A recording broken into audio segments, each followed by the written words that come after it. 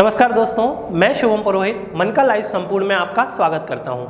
आज मैं आपके लिए जो टॉपिक लेकर आया हूं उसका नाम है मध्य प्रदेश का पुनर्गठन। जैसा कि आपको मालूम है कि मध्य प्रदेश का पुनर्गठन ये टॉपिक आपके pre as well as mains के लिए बहुत ज़्यादा इंपॉर्टेंट है। मेंस की यूनिट 3 में सीधा टॉपिक दिया हुआ है कि मध्य प्रदेश का पुनर्गठन, और प्री में भी आपको मालूम है कि मध्य प्रदेश के पुनर्गठन के ऊपर क्वेश्चन पूछे जाते हैं। चलिए आज का डिस्कशन स्टार्ट करते हैं। जब हम मध्य प्रदेश के पुनर्गठन की बात करते हैं तो हमारे सामने 3 स्थितियां नजर आती हैं। एक स्थिति 1947 की स्थिति है, एक स्थिति 1 नवंबर 1956 की है और एक स्थिति 1 नवंबर 2000 की है। ये 3 स्थितियां हमने क्यों ली हैं?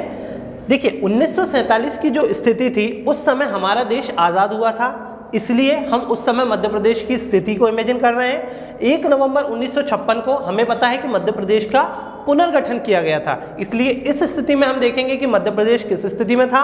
और 1 नवंबर 2000 को मध्य प्रदेश और छत्तीसगढ़ 2 अलग अलग राज्य बना दिए गए थे, इसलिए हम देखेंगे कि 1 नवंबर 2000 में मध्य प्रदेश की क्या स्थिति थी।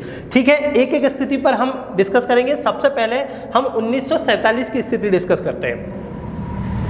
देखिए, 1947 में मध्य प्रदेश ऐसा नहीं था जैसा कि आज हमें देखने को मिल रहा है। ठीक है, उस समय मध्य प्रदेश और छत्तीसगढ़ दोनों एक हुआ करते थे, तो एरिया जो था वो बहुत बड़ा हुआ करता था। ठीक है, और मध्य प्रदेश नाम भी नहीं था उस समय। ठीक है, लेकिन हम एक रफ मैप यदि बनाने की कोशिश करते हैं कि एमपी का यदि अपन मैप बनाएं, इसमें मैंने छत्तीसगढ़ को इंक्लूड कर लिया है इस मैप में। देखिए, तो इस समय एमपी की जो स्थिति थी लगभग 3 पोर्शन में डिवाइड थी। वो कैसे? एक साइड इसमें था पार्ट ए, यहाँ था पार्ट ए, यहाँ था पार्ट बी और यहाँ पर था पार्ट सी। इन 3 स्थिति में एमपी अपन इमेजिन करेंगे। पार्ट ए लगभग ऐसा था, पार्ट बी लगभग ऐसा था, पार्ट सी लगभग ऐसा था, और एक अलग से स्टेट हुआ करता था जिसका नाम था भोपाल। क्या नाम था? भोपाल। और ये पार्ट सी के ही अंदर आता था। इनके अलग अलग नाम थे, जैसे कि पार्ट ए को हम बोलते थे मध्य प्रांत। क्या बोलते थे? मध्य प्रांत और बरार। क्या बोलते थे? मध्य प्रांत और बरार। इसकी राजधानी हुआ करती थी नागपुर। क्या होती थी? नागपुर। उस समय महाराष्ट्र का बहुत सारा पोर्शन हमारे एमपी में शामिल था। पार्ट बी, इसका नाम हुआ करता था मध्य प्रांत। क्या नाम हुआ करता था? मध्य प्रांत। इसकी 2 राजधानियां होती थी। एक राजधानी जिसको हमने बोला शीतकालीन राजधानी। कौन सी राजधानी? शीतकालीन। और एक राजधानी थी ग्रीष्मकालीन। ठीक है, शीतकालीन जो राजधानी थी वो थी ग्वालियर। शीतकालीन जो राजधानी थी ग्वालियर, और जो ग्रीष्मकालीन राजधानी थी वो थी इंदौर। देखिए, रफ मैप है। इसके बाद मैं आपको एक ओरिजिनल मैप पर ले जाऊंगा। ठीक है, हमने क्या डिस्कस किया? हमने डिस्कस किया कि पार्ट ए जिसका नाम था मध्य प्रांत और बरार, जिसकी राजधानी थी नागपुर। पार्ट बी हमने डिस्कस किया जिसका नाम था मध्य भारत, जिसमें 2 राजधानियां हुआ करती थी। ग्रीष्मकालीन राजधानी जो थी ग्वालियर, शीतकालीन राजधानी जो थी इंदौर। तीसरा एक पार्ट सी हुआ करता था जिसका नाम था विंध्य प्रदेश। क्या नाम था? विंध्य प्रदेश। और इसकी राजधानी हुआ करती थी रीवा। ठीक है, हम लोगों ने 3 पार्ट डिस्कस किए, part A, part B, part C. Part A मध्य प्रांत और बरार, राजधानी नागपुर। पार्ट बी मध्य प्रांत और मध्य प्रांत जिसकी राजधानी थी मध्य भारत। लिखिए इसको मध्य भारत, ये मध्य भारत है। पार्ट बी मध्य भारत जिसकी शीतकालीन राजधानी थी ग्वालियर और ग्रीष्मकालीन राजधानी थी इंदौर। पार्ट सी रीवा, विंध्य प्रदेश जिसकी राजधानी थी रीवा, और एक अलग से स्टेट हुआ करता था जिसका नाम है भोपाल। ये भोपाल जो स्टेट था ये पार्ट सी के ही अंतर्गत आता था। ठीक है, बात समझ में आ गई? चलिए, हम एक रूपरेखा हमने यहाँ पर बना ली। हम नेक्स्ट स्लाइड पर चलते हैं। देखिए, ये मैंने आपको बताया पार्ट ए जिसका नाम था सेंट्रल प्रोविंस, मध्य प्रांत व बरार। ठीक है, इसकी राजधानी थी नागपुर। पार्ट बी मध्य भारत जिसकी ग्वालियर राजधानी थी जो कि शीतकालीन राजधानी थी, और इंदौर राजधानी थी जो कि ग्रीष्मकालीन राजधानी थी। पार्ट सी विंध्य प्रदेश जिसको हमने देखा और जिसकी राजधानी थी रीवा, और भोपाल स्टेट अलग से एक पार्ट था, लेकिन वो पार्ट सी के ही अंतर्गत आता था। ये मैंने अलग से इंफॉर्मेशन दी है कि उस समय कौन व्यक्ति विशेष उस समय हुआ करते थे। जैसे कि आपको ये याद रखना है प्री के लिए कि उस समय भोपाल स्टेट के जो मुख्यमंत्री थे वो कौन थे? डॉक्टर शंकर दयाल शर्मा। बात समझ में आ गई? नेक्स्ट स्लाइड पे चलते हैं। देखिए ये हमने 1947 की स्थिति पढ़ी। अब हम पढ़ रहे हैं कि 1947 के बाद हम किस स्थिति पर आ गए, 1956 की स्थिति। 1956 की स्थिति कैसे, देखिए 1947 में मैंने आपको बता दिया लगभग ऐसे कुछ था, A, B, C अलग से भोपाल, ठीक है, ये आप समझ गए होंगे, ठीक है। अब हम ये अपनी स्थिति पढ़ी थी 1947 की, 1947 की हम लोगों ने यहाँ पर स्थिति पढ़ी थी। अब हम पढ़ रहे हैं 1956 की स्थिति। अब 1956 में क्या हुआ, देखिए 1956 को हमको पता है कि मध्य प्रदेश का गठन किया गया था, ठीक है, मध्य प्रदेश का गठन 1956 में किया गया था। और एक समिति जो उस समय बनी थी जिसका नाम था फजल अली आयोग। फजल अली आयोग इसमें मेंबर थे जो कि राज्य पुनर्गठन के लिए जो थी गठित हुई थी। राज्य पुनर्गठन मतलब राज्यों को इकट्ठा करना है, हमें किस आधार पर, भाषाई आधार पर यदि राज्यों को इकट्ठा करना है तो उसके लिए समिति गठित हुई थी जिसका नाम था फजल अली आयोग। इसमें 2 अन्य मेंबर थे, हृदयनाथ कुंजरू और KM पणिक्कर, ये 3 मेंबर थे। लेकिन आपको सिर्फ इतना याद रखना है 1956 की स्थिति में कि फजल अली आयोग की सिफारिश पर पार्ट A, पार्ट बी और पार्ट सी को मिलाकर, मतलब जो हमने 1947 की स्थिति पढ़ी उसमें पार्ट ए, पार्ट बी और पार्ट सी को मिलाकर 1 नवंबर 1956 को मध्य प्रदेश का पुनर्गठन किया गया जिसमें 43 जिले शामिल थे। देखिए यहाँ पर एक चीज़ इंपॉर्टेंट है, जो फजल अली आयोग है इनका नाम आपको याद रखना है, ठीक है। मध्य प्रदेश का पुनर्गठन कब किया गया, 1 नवंबर 1956, ये आपको याद रखना है।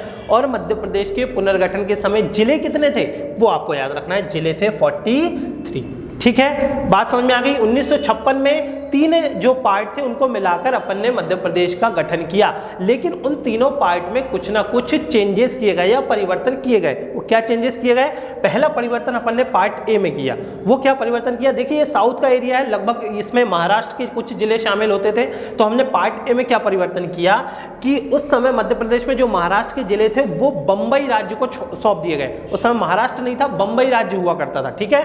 तो हमने पार्ट ए के कौन से जिले, अकोला, अमरावती, भंडारा, बुल्ढाना, यवतमाल, नागपुर, वर्धा, चांदा, इनको तत्कालीन बंबई राज्य में शामिल कर दिया। मतलब इसके अंतर्गत जितने भी जिले थे वो जिले जो पहले MP में शामिल थे उनको हमने बंबई राज्य को सौंप दिया, ठीक है। एक परिवर्तन ये हुआ, ये किसमें हुआ, पार्ट ए में। पार्ट बी में क्या परिवर्तन हुआ कि राजस्थान के सिरोंज को, राजस्थान में एक तहसील थी सिरोंज, उसको विदिशा जिले में शामिल कर लिया। और यहाँ पर जो तहसील हुआ करती थी मंदसौर की, सुनील टप्पा, मंदसौर की एक तहसील हुआ करती थी जिसका नाम था सुनील टप्पा, इसको राजस्थान में शामिल कर लिया। बात समझ में आ गई। तो हमने 2 परिवर्तन पढ़ लिए, part A, part B. Part C में क्या, पार्ट सी को बिना परिवर्तन किए हमने मध्य प्रदेश में शामिल कर लिया। एक बार मैं फिर से रिपीट कर देता हूं, देखिए पार्ट ए में हमने क्या परिवर्तन किया, पार्ट ए में हमने मध्य प्रदेश के कुछ जिले बंबई राज्य को सौंप दिए, ये उन जिलों के नाम हैं।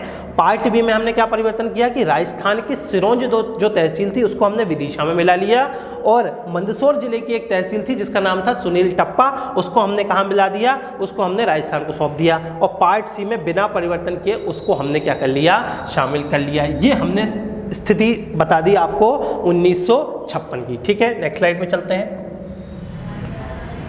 अब देखिए ये मैंने आपको 1900 उस समय स्थिति क्या थी वो मैंने आपको बता दी। 1974 लिखा हुआ है, इसको आप सही कर लीजिएगा, 1947, ठीक है। 1947 की स्थिति मैंने बताया, part A, part B, part C, Bhopal एक अलग स्टेट हुआ करता था। अब देखिए 1956 में मैंने आपको बता दिया, 1956 में पार्ट ए की जो कुछ जिले बंबई राज्य को सौंप दिए, पार्ट बी की जो राजस्थान की सिरोंज तहसील थी विदिशा में मिला ली, और सुनील टप्पा जो तहसील जो मंदसौर के अंतर्गत हुआ करती थी उसको हमने राजस्थान को सौंप दिया, और पार्ट सी में बिना परिवर्तन किए इसको शामिल कर लिया। इस तरीके से हमने देखा कि इस समय 1956 में मध्य प्रदेश में 43 जिले शामिल थे, 43 ये नंबर बहुत IMP है, ये नंबर आपको याद रखना है। ये क्वेश्चन पूछा जा सकता है कि 1956 में मध्य प्रदेश में कितने जिले शामिल थे, ठीक है। फिर क्या परिवर्तन हुए, उन परिवर्तनों को आगे देखते हैं हम।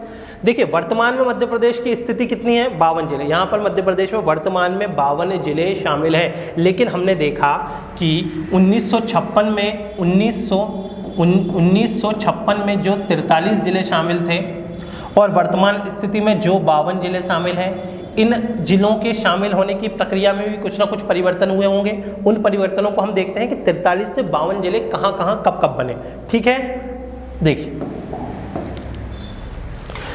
सबसे पहले 1956 से 2020 की हम स्थिति डिस्कस कर रहे हैं, 2020 क्योंकि नया जो जिला बना वो 2020 में बना, ठीक है। तो हम लोग क्या कर रहे हैं कि 1972 में क्या परिवर्तन हुआ, 1972 में भोपाल और राजनांदगांव 2 जिले बना दिए गए। देखिए 1947 में मैंने बताया भोपाल एक अलग राज्य हुआ करता था जो पार्ट सी के अंतर्गत आता था, लेकिन यहाँ पर क्या हमने 1972 में हमने क्या परिवर्तन किया कि भोपाल और राजनांदगांव 2 जिले बना दिए गए, ठीक है। तो 44 जिले हो गए। 44 क्यों, क्योंकि देखिए उसमें छत्तीसगढ़ के, देखिए अब हम जितने भी जिले डिस्कस करेंगे उसमें हम छत्तीसगढ़ के जिले यहाँ काउंट नहीं करेंगे। छत्तीसगढ़ के जिले अभी हम काउंट नहीं करेंगे। क्यों नहीं करेंगे, क्योंकि छत्तीसगढ़ हो गया अलग, ठीक है। तो भोपाल, हम सिर्फ एमपी के जिलों की बात करेंगे। तो सबसे पहले क्या, भोपाल, ये रहा भोपाल। भोपाल ये कब बना, 1972 में, 1972 में भोपाल बना। नेक्स्ट हम जिला डिस्कस करते हैं। 1998 में BR दुबे, एक समिति का नाम आपको याद रखना है जिनका नाम था BR दुबे। एक समिति थी BR दुबे। इस समिति की सिफारिश पर मध्य प्रदेश में 4 जिले गठित किए गए जिनका नाम था श्योपुर, कटनी, बड़वानी और डिंडोरी। उम्मीद है मैप पर आप सारे जिले जो हैं वो लोकेट कर पाएंगे, ठीक है। यहाँ ये पूरा मैंने एमपी का मैप आप लोगों को दे दिया है कि आपको बताना है श्योपुर, कटनी, बड़वानी, डिंडोरी कहाँ पर है, ठीक है। श्योपुर ये रहा, ठीक है। ऐसे ही सारे जिले आप लोकेट कर लीजिएगा। बड़वानी ये रहा, डिंडोरी ये रहा और कटनी भी यही है, ये रहा कटनी। ये चारों जिले अब मैं अभी आगे नहीं बताऊंगा, लेकिन मैंने आपकी सुविधा के लिए सारे मैप आपको यहाँ पर आपको लोकेट करना। अभी देखिए वर्तमान स्थिति है, एक चीज़ ये यहाँ पर वर्तमान स्थिति है, बस मैं ये बताना चाह रहा हूँ कि ये जिले बने कब, ठीक है। तो 1998 में BR दुबे समिति की सिफारिश पर ये 4 जिले बनाए गए, एक ये और एक ये। चलिए नेक्स्ट स्थिति पर हम लोग चलते हैं। 1998 में नीमच, हरदा और उमरिया जिले बनाए गए। इसमें भी एक आपको समिति का नाम याद रखना है जिसका नाम था सिंहदेव समिति। क्या नाम है, सिंहदेव समिति या सिंहदेव कमेटी भी बोलते हैं, ठीक है। 2 कमेटी हम लोगों ने यहाँ डिस्कस कर ली। एक BR दुबे की अध्यक्षता में जिन जिलों का गठन किया गया वो जिले हमने डिस्कस कर लिए थे। अब हम पढ़ रहे हैं सिंहदेव, मतलब 1998 में एक सिंहदेव कमेटी बनी थी। इस कमेटी की सिफारिश पर 3 जिले बने, नीमच, हरदा और उमरिया, ठीक है। इसमें आप लोकेट कर लीजिए नीमच, हरदा और उमरिया जिले कहाँ पर है। देखिए एक है उमरिया जिला, ठीक है, एक है नीमच कहाँ पर है, यह रहा नीमच, ठीक है, और हरदा ये रहा हरदा। ये 3 जिले कब बने, सिंहदेव समिति की सिफारिश पर बने 1998 में, ठीक है। नेक्स्ट डिस्कस करते हैं। 15 अगस्त 2003 को अशोकनगर, बुरहानपुर और अनूपपुर जिले। देखिए हम लोग 1998 से 2003 में आ गए हैं, लेकिन इस बीच आपको एक परिवर्तन याद रखना है कि 2000 में मध्य प्रदेश से, सन 2000 में मध्य प्रदेश से छत्तीसगढ़ क्या हो गया था, अलग हो गया था। लेकिन हम उन जिलों को डिस्कस नहीं कर रहे हैं जो छत्तीसगढ़ में चले गए, क्योंकि हमें सिर्फ मध्य प्रदेश का पुनर्गठन पढ़ना है, इसलिए हम मध्य प्रदेश की स्थितियों पर ही आगे बात करेंगे, ठीक है। तो 15 अगस्त 2003 को 3 जिले अशोकनगर, बुरहानपुर और अनूपपुर बनाए गए। देखिए आपको पता होना चाहिए कि ये 3 जिले किन किन से कटकर बने थे। अशोकनगर बना था गुना से कट के, किससे बना था, गुना। ये रहा गुना, पहले ये पूरा एक जिला हुआ करता था, लेकिन विभाजित हुआ और गुना से कौन बन गया, अशोकनगर। फिर एक जिला बना बुरहानपुर ये रहा, पहले खंडवा बुरहानपुर एक जिले हुआ करते थे, लेकिन फिर खंडवा से अलग हो गया, बुरहानपुर एक अलग जिला बन गया। और अनूपपुर पहले देखिए ये शहडोल में पड़ता था और शहडोल से अनूपपुर अलग हो गया, ये अनूपपुर शहडोल ये रहा है, ठीक है। ये 3 जिले। अब हम नेक्स्ट जिलों पर बात करते हैं। 2008 में अलीराजपुर सिंगरौली। देखिए 2008 में अलीराजपुर सिंगरौली बने। अलीराजपुर हमें पता है झाबुआ से अलग होकर बना था, तो झाबुआ अलीराजपुर को लोकेट कर लेते हैं। ये रहा झाबुआ, ये रहा अलीराजपुर। ये पूरा पहले एक जिला हुआ करता था, लेकिन 2008 में ये अलग हो गया, किससे, झाबुआ से। तो झाबुआ अलीराजपुर 2 जिले हो गए। फिर सिंगरौली सीधी सिंगरौली पहले एक हुआ करते थे, फिर लेकिन जो 2008 था उसमें सिंगरौली क्या हो गया, अलग हो गया। तो ये रहा सिंगरौली, ये टोटल पूरा जिला सीधी सिंगरौली हाफ, ठीक है। आगे आगर मालवा। देखिए हम लेटेस्ट जिलों पर धीरे धीरे आते जा रहे हैं। 16 अगस्त 2013 को आगर मालवा जिला बना और 51 जिले बन गए। आगर मालवा किससे अलग होकर बना था? शाहजहाँपुर। शाहजहाँपुर से अलग होकर आगर मालवा बना था। इसको हम लोग लोकेट कर लेते हैं। ये देखिए शाहजहाँपुर, ये रहा शाहजहाँपुर, ये आगर मालवा। पहले ये पूरा एक ही जिला हुआ करता था, फिर ये डिवाइड हो गया, ये शाहजहाँपुर हो गया, ये आगर मालवा हो गया, ठीक है। और नेक्स्ट और लास्ट जिला जो हमारा, नेक्स्ट जिले की ओर चलते हैं। जो अंतिम जिला है हमारा 10 अक्टूबर 2018 को निवाड़ी जिला बना, ठीक है। 10 अक्टूबर 2018 ये लेटेस्ट है, इसलिए आपको इसकी डेट याद रखनी है। 10 अक्टूबर 2018 ये रहा निवाड़ी जिला, जो कि टीकमगढ़ से अलग होकर बना है। देखिए आपने ओरछा का नाम सुना होगा, ओरछा पहले टीकमगढ़ जिले में आता था वो, और अब किस जिले में आता है? निवाड़ी जिले में आता है, निवाड़ी, ठीक है। तो निवाड़ी जिला जो कब बना? 10 अक्टूबर 2018 को। निवाड़ी कई और अन्य दृष्टि से इंपॉर्टेंट है, वो ये कि अब निवाड़ी जो है क्षेत्रफल के आधार पर मध्य प्रदेश का सबसे छोटा जिला हो गया है और जनसंख्या के आधार पर सबसे छोटा जिला हो गया है। कौन? निवाड़ी। तो निवाड़ी आपको याद रखना है। इस तरीके से हमारे टोटल 52 जिले हो चुके हैं कंप्लीट, और हमने मध्य प्रदेश का पुनर्गठन या रीऑर्गेनाइजेशन कंप्लीट कर लिया है। आपको मेंस के लिए इतना पूरा एक एक जिला आपको नहीं पढ़ना है। आपको क्या करना है मेंस के लिए? सबसे पहले आपको 3 स्थितियां बता देनी है, 1947, 1956 और 2000 या वर्तमान स्थिति तक आपको यहाँ पर ले आना है। आपको एक एक जिले या 4-4, 5-5 जिले जो BR दुबे सिंहदेव समिति की सिफारिश पर नहीं, आपको 1947 में जो हमने पार्ट A, B, C वाली सिचुएशन पढ़ी थी वो लिख देनी है, और 1956 में जो हमारी स्थिति थी क्या बोलते हैं मध्य प्रदेश के पुनर्गठन को लेकर, वो स्थिति आपको पढ़नी है और वर्तमान स्थिति तक इसको ले आना है। क्योंकि हमारे पास मेंस में इतना स्कोप भी नहीं है और समय भी नहीं रहता कि हम एक एक जिले की चर्चा वहाँ पर कर पाएँ, स्पेस भी कम होता है, ठीक है। और प्री के लिए तो आपको पढ़ना ही है कि कौन सा जिला कब बना, किस समिति की सिफारिश पर बना, पहले किस जिले का पार्ट हुआ करता था, सब, ठीक है। उम्मीद है आपको लेक्चर समझ में आ गया होगा। तो आगे भी हमारे इन्हीं ऐसे ही लेक्चरों से जुड़े रहने के लिए मन का लाइव को लाइक करिए, शेयर करिए और सब्सक्राइब करिए। धन्यवाद।